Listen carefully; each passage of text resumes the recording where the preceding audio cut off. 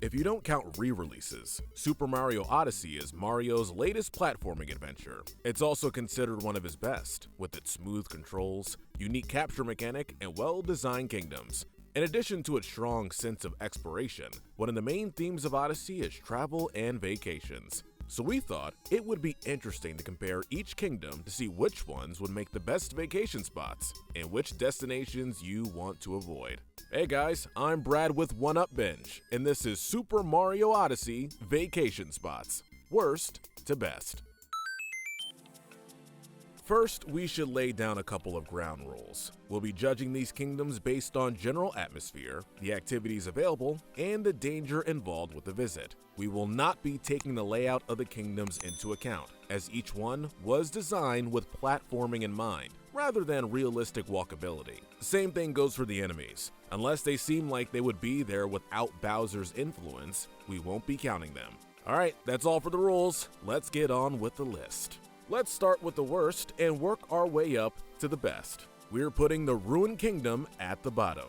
This place has little to do. The entire kingdom consists of empty, half-destroyed buildings from a long-forgotten civilization.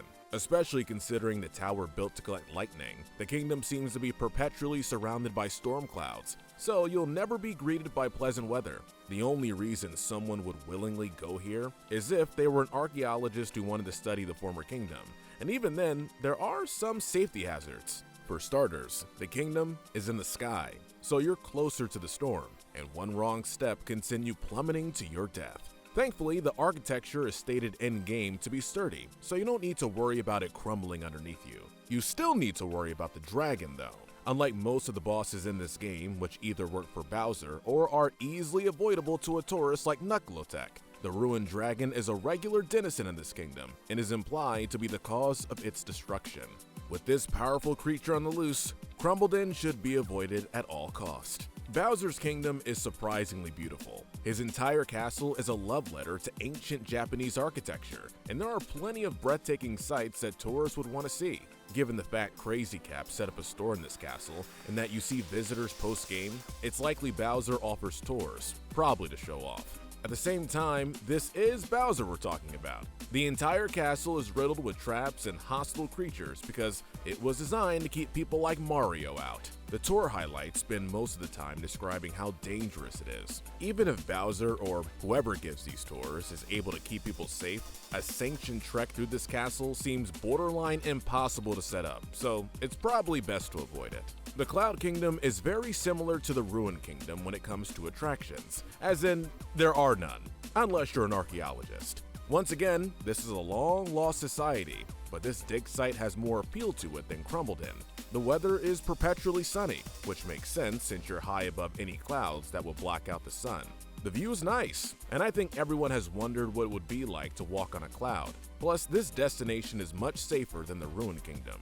No dragons in sight. The Lost Kingdom has some appeal, but it's pretty niche. The Forgotten Isles' isolated location and unique wildlife make it a great destination for people who love exploring nature. Things like the uniquely colored plants, tropical wigglers, and mysterious ruins make for some nice sights. Aside from that though, there are still downsides. For one, given the general atmosphere, we'd imagine it's hot, humid, and filled with mosquitoes. If those annoyances weren't enough, there's also Klepto, who might steal something from you like he did to Mario's hat. He even carries off small people if his map description is anything to go by. Klepto isn't the only danger. There are also the Trapedals that will grab you and explode, and of course the poison surrounding the island. In addition to it being deadly enough to kill on contact, it gives off fumes, which could be a long-term health risk. With the exception of the fumes, you can be protected from all these dangers with the help of an experienced tour guide. We imagine only the most dedicated would be willing to deal with the risk and put up with the annoyances. As its name implies, the Snow Kingdom is really cold.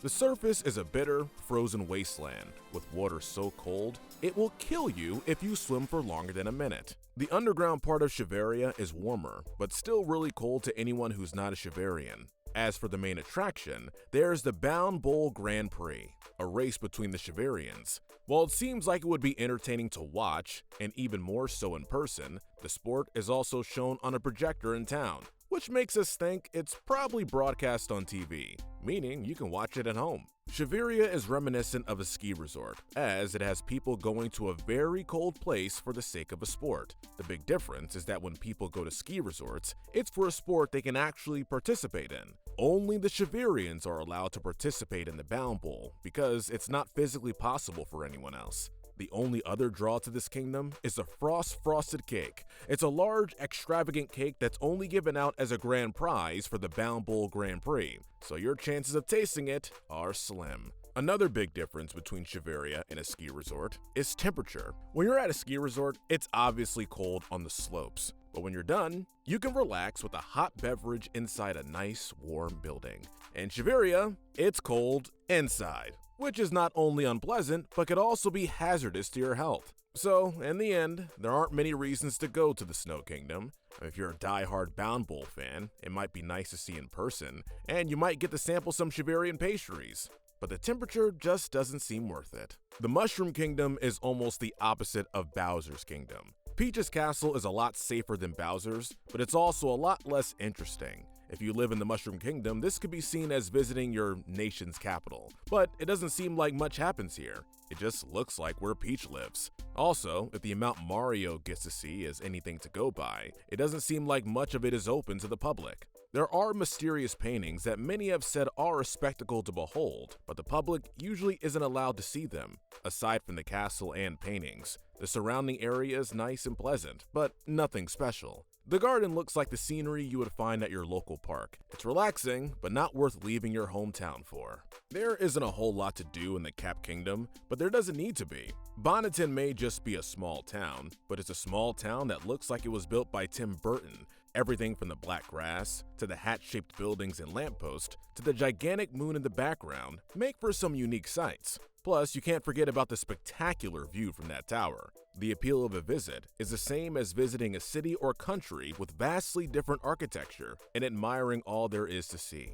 Although this town feels like a theme park. Given the background, it's tough to tell how big this town is. But however big it is, it'll likely be fun to tour, especially for people who love a good horror Halloween aesthetic. The Sand Kingdom is the largest kingdom in the game, and as a result, has a decent amount of things to do.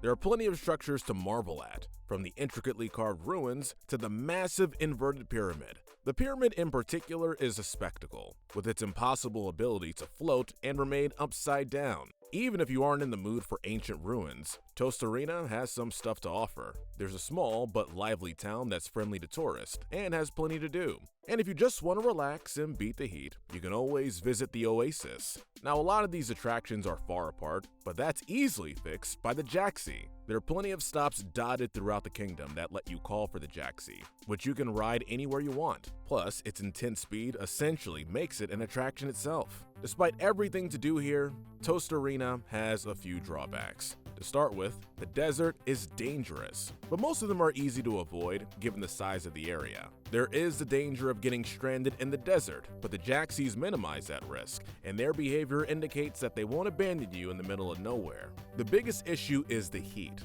which seems kinda obvious, as it's a desert. However, if the reactions of tourists are anything to go by, Tostarena's heat isn't nearly as oppressive as Shiveria's bitter cold, so it shouldn't be a huge issue. The Moon Kingdom would likely be the most expensive trip on this list, given the need to travel through space. But we aren't taking cost into consideration, so that won't affect the ranking. Neither will the lack of oxygen, as unlike the real moon, this moon must have some sort of atmosphere, considering that no one has trouble breathing. The appeals of visiting the moon are obvious, the gravity is lower, and I think everyone has wanted to jump higher and play around with lower gravity. It's a fun, unique experience that only the moon can offer. In addition, there's also the view. Starry skies are beautiful under normal circumstances, but seeing them from a brand new angle is spectacular. This goes double for being able to see the Earth from space. Overlooking the Earth, there's a massive cathedral, indicating this is a hot wedding venue for those who can afford it. And with a view like this and the lower gravity, it's not hard to see why. There are downsides to this venue. Once you get used to the scenery and gravity, there isn't a lot to do, so you probably shouldn't come without an event in mind. Also, between the hostile moonlife, lava-filled cave network underground, and pits that likely lead to the cave system, there are major dangers involved. A visit to the Cascade Kingdom has a similar appeal to going on a safari trip across the African savanna. It allows you to see breathtaking landscapes and exotic animals up close. Fossil Falls has plenty of gorgeous scenery. It's got massive waterfalls, equally massive dinosaur bones, and so many of the rocks have intricate carvings in them, likely made a millennia ago. Even beyond these sites, there are simpler appeals, like high cliff sides that give you a sprawling view of the water below. Of course, the biggest highlight is the dinosaurs. Imagine, these creatures you thought were dead your entire life are alive and well. Who wouldn't want to see that? I mean, of course, they're dangerous, but I'm sure an experienced guide would be able to keep you safe, so long as you don't do anything stupid. A lot of my description of Fossil Falls is similar to how I described the Forgotten Isle, so why is it so much higher up? It's less likely you'd have to worry about intense heat, humidity, and bugs, and the risk of poison fumes is non-existent. The bigger issue is the sights. If you show someone an exotic bird in real life, they'll probably be a little impressed, maybe more if they knew a lot about birds, but overall, it won't be that memorable of an experience. Now, if you show someone a lion out in the wild, no one's gonna forget that. The same principle applies here. What are people gonna be more impressed by? A multicolored wiggler or an actual real-life T-Rex? I know which one's more likely to catch my eye. The same can be said about the rest of the area. The scale and scope of Fossil Falls is grander. If you want a perfect marriage of nature and technology, look no further than the Wooded Kingdom. Despite the name, the woods only make up the exterior of this place. The bulk of the plant life consists of the flowers grown in the steam gardens. These flowers are beautiful, widely renowned, and strewn throughout the kingdom.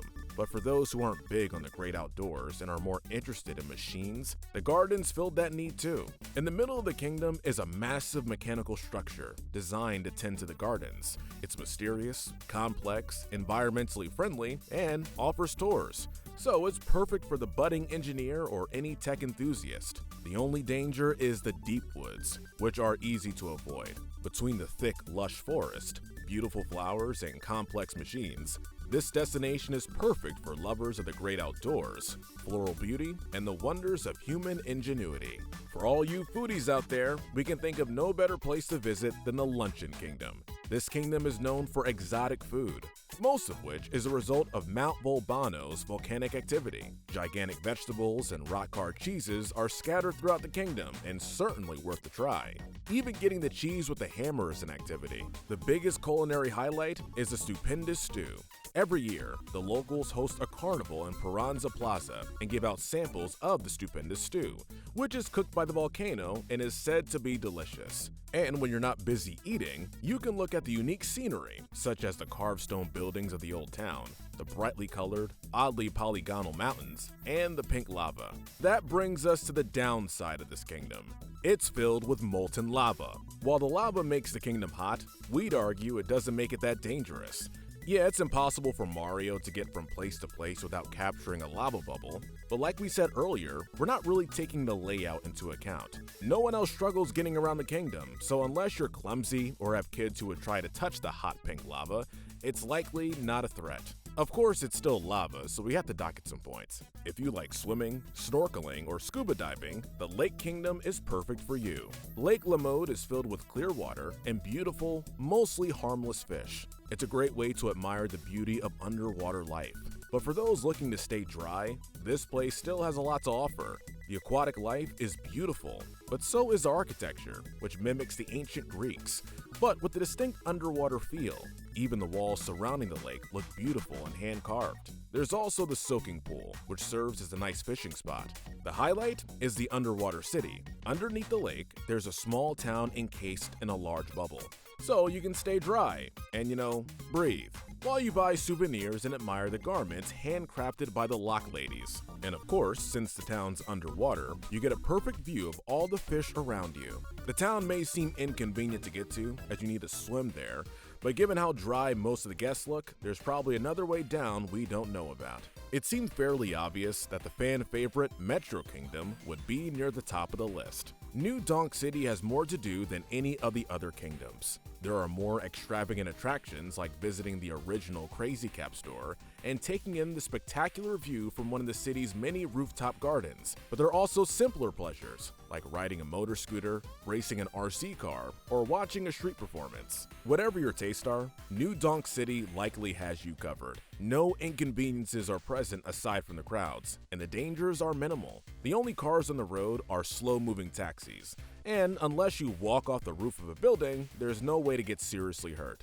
The only reason this isn't ranked as the best destination is that it may be common for some. If you live in a big city, especially New York, there's a good chance visiting New Donk City won't be much of a vacation for you, as it might feel too much like your daily life. Still, there's nothing to stop you from kicking back and having a good time. For the gold medal of vacation spots, we had to go with the Seaside Kingdom.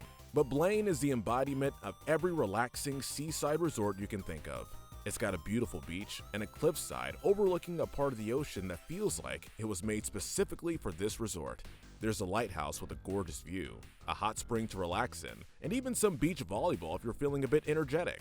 The water is crystal clear and also carbonated, which segues into Blaine's namesake. In the middle of the resort sits a gigantic ornate champagne flute with 4 fountains spraying water into it. Not only is this a sight to behold, especially when accompanied by a sunset, but the process also creates delicious sparkle water, which the resort is likely more than willing to serve. There are a few dangerous areas, but they're all underwater, and you kinda have to go out of your way to run into them. The ideal vacation spot is ultimately subjective, but if we showed a random assortment of adults all the kingdoms, we're willing to bet the majority would say they would want to visit this one.